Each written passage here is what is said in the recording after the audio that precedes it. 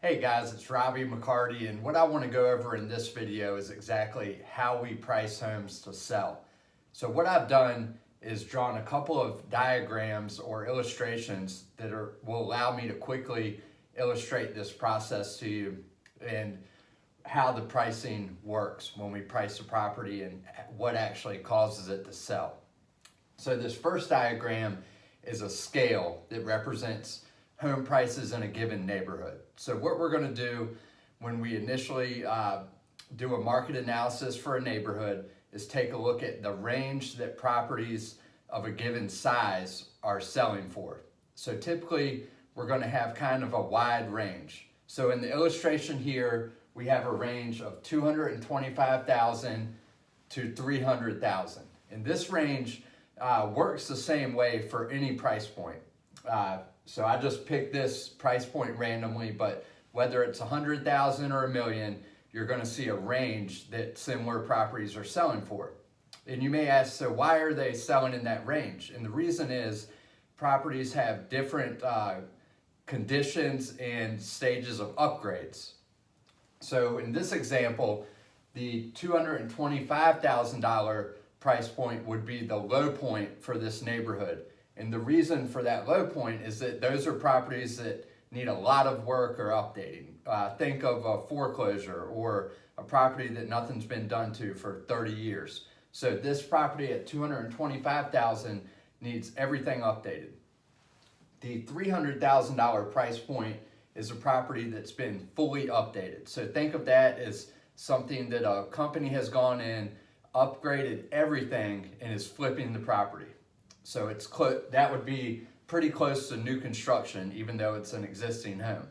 Typically, we're going to find that your home or a given property for a seller that we're meeting with falls somewhere here in the middle.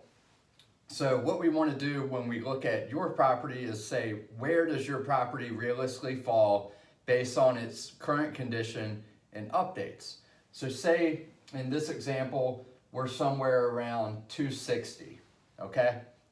Then what we're going to do is look at what are a few things that you could do to the home to make it worth more money or maximize its selling price. So maybe we take a look at it and say, hey, we can change the carpet, install new countertops, and stage it.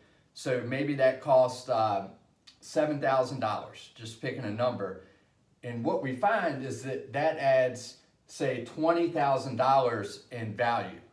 So the seller may say, well, I really don't want to spend that money or make those updates.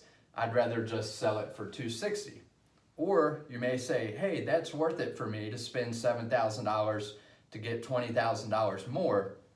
So then we're at a price of $280 for a resale.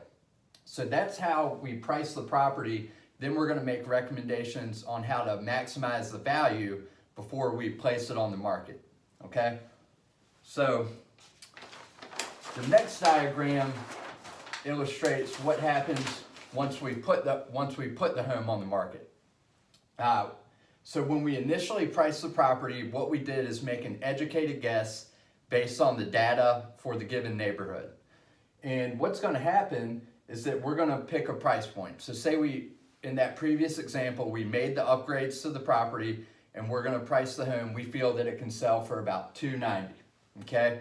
So when we put it on the market, you're going to be competing with other properties in the neighborhood and in similar neighborhoods, maybe in the school district of similar size and similar properties. So these X's represent all of the homes, that you're competing with, maybe 10 properties. And the star here represents the best property. So our goal in the educated guess that we made at $290 is that your property is the best value to a buyer in that price bracket. Okay, so typically if that's the case, within 2 to 3 weeks, we're going to get an offer on the home and the property is going to sell for at or very close to that $290,000 asking price. Now, sometimes we're a little bit off, because the market ultimately determines the value, and maybe buyers didn't like the home quite as much as we thought they would, or maybe a couple other homes or one other home came on the market that was a little better at that $290 price point. So if you go a few weeks and you're getting showings and no offers, what you would want to do is consider moving down into another price bracket. What happens then is that you're no longer competing with these other properties, and most importantly, you're not competing with the one that's the best property. So when you move down, typically your property becomes the star in that price bracket. Now, if we did a good job and we're realistic on the front end, when we initially price the home, at most, you're going to need one price reduction. Typically, you're going to sell for the price that we guessed that it would sell at.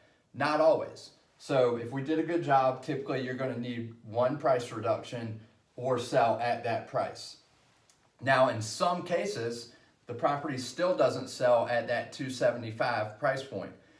When this would happen would usually be if there's a property that needs a lot of updates and we put it on the market in the current condition and we weren't really sure exactly how much we could get, so we priced it a little high.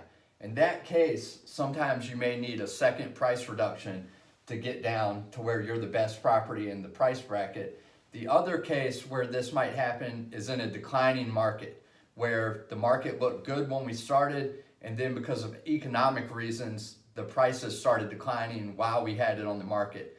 And this really isn't going on right now in the current market, but it can happen at any time just based on the economy. So when we're pricing property, the first thing we're going to do is look at the range that properties are selling for in the neighborhood. Then we're going to look at where your property fits in, any updates we can make to make it sell for the most money. Once we have it on the market, we're going to let the market tell us, based on time and showing feedback, if your property is the best property in the range that we picked. And if not, we're going to need to make an adjustment to get you into the range to where your home sells and we get offers. So I hope this video was helpful. This is a quick rundown of exactly how we price property. And if you have questions about how we can sell your home, what it's worth, and what it would need to be priced at, give me a call, shoot me an email, and I'd love to help. Thanks a lot and have a great day.